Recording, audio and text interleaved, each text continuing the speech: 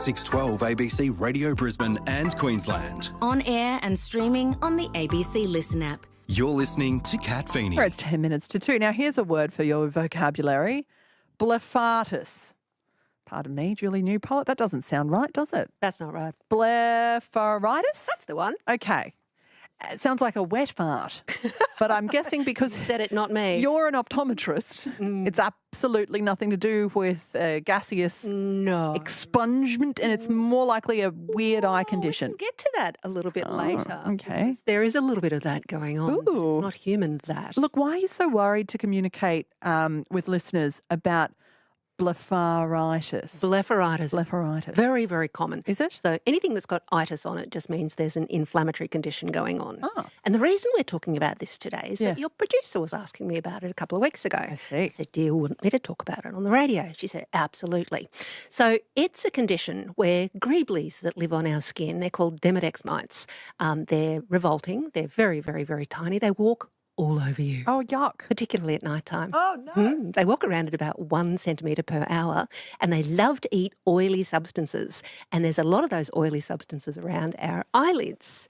And so about 8 times a day, my business partner and I would see blepharitis in the form of Demodex mites, and they're exploded dead bodies all over people's eyelashes. This sounds Yeah, awful. really common. Okay, to the untrained eye, Yeah. what do these Demodex mites exploded on eyelids look like? Oh, like bits of scaly junk. Okay. And we used to think that scaly junk was all about bacterial infections. Yes. And certainly when I went through optometry school last millennium, that's what we thought. So we thought, yeah, antibiotics should do the job.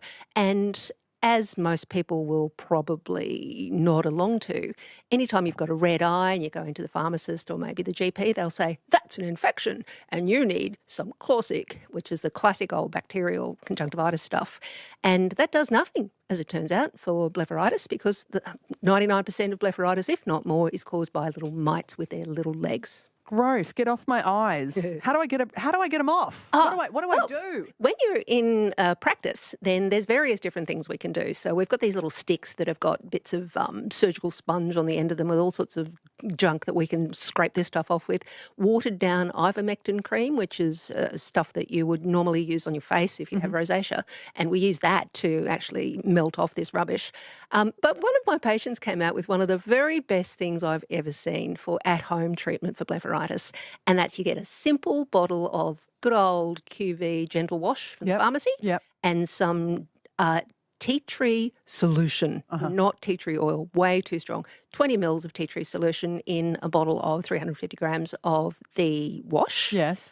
Shake it up and use that to wash your whole face every day. Kills the greeblies and stops them from being able to troop straight back into your eyelids from your face at 1 centimetre per hour overnight. Look, if any of this is arousing in you thoughts of questions you desperately like to put to our optometrist, Julie Newport, then you can. Julie's here to give you general advice about eye care and eye health on 1300 222 612. That's 1300 222 612. Surely we are talking about blepharitis. But if you've got a question about something else, as long as it's roughly to do with eyes. Oh, yeah? Yeah, that'd be helpful. 1300 222 612. You can call now. My name's Kat and you're on 612 ABC Brisbane and Queensland. So what happens if you don't get on top of your blepharitis, Julie? What risk are you running? Folks, if you've ever been walking around Indooroopilly Shopping Town on the weekend and you see a really scabby old man and his eyelids look like they're turning inside out and you can just see the redness on the inside of them. He's had blepharitis for years and years and years and years, and the inflammation has just gone nuts and it's caused scarring around the outside of his eyelids. Just take a look around. These people are everywhere because this stuff has been around for probably as long as we've been around. And not treated properly based on the fact that previously it was antibiotics and now we know that ain't the way. That don't work. That doesn't work. How tricky. Is it incurable? Is it reversible? Well, kind of, in that everybody's got these things crawling over them all of the time. Yeah. And if you get rid of them, then that's fine, but they will come back. So it's like cleaning your teeth. You've got to keep doing it. Right.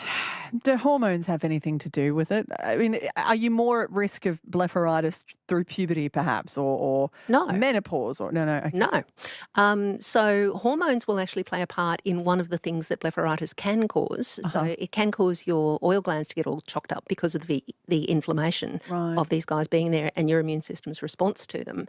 And hormones will also play a part in whether or not your oil glands are all chocked up as well. So they can play a part, but not in whether or not you've got Demodex on your face. Demodex, by the way, isn't the name of the treatment. That's the name of the little gross The bugs. bug that's crawling on your eyes and skin and face right now and causing this problem if you don't manage it properly. Zoe, you're at Blackall. You've got some experience with this by the sound of it. Zoe, hi. Oh, hi. Yeah, might have misheard my name. It's Sally. Oh, Sally, my mistake, Sally. Sorry about that. Now, what's going on? You've been looking for some advice around the blepharitis. Yes, I was having continual conjunctivitis and eventually went to an optometrist.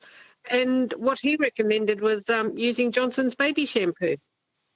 Oh, right. Okay. Better than nothing. Similar theory, Julie. Not going to be better than too nothing. astringent, but we'll clean it. Yeah. It doesn't actually kill the bugs, so you're better off with something that actually does kill the Demodex mites. And is that where the tea tree comes in? Oh, And it's again, great. not the oil, too strong, but the other. So has it worked for you, Julie? I mean, Sally, pardon me, Julie's optometrist. Sally, has it worked for you? Well, yes, I wouldn't say it's gone away, so perhaps that's why. But it certainly, I don't have such bad conjunctivitis anymore. Put a little bit of tea tree solution in it. Yeah. Give that a go. Thank you. All right, Sally, thank you very much. A reminder that Julie's advice is general in nature, and if you're really worried, you should consult a professional yourself. Julie at Mount Garnet says, great, Kat, I've just had to wash my face, thanks. Oh, look at you inspiring action. Julie Newport, Awesome. optometrist, thank you so very much. You're very welcome. You are on 612 ABC Radio Brisbane and Queensland. Julie Newport is an optometrist with ICU Optometry. My name is Kat Feeney and I have for you now Womack and Womack. This is Teardrops. I mean, it seems fitting, doesn't it? You know, teardrops, eyes. Anyhow, 612 ABC Brisbane and Queensland. Happy Monday.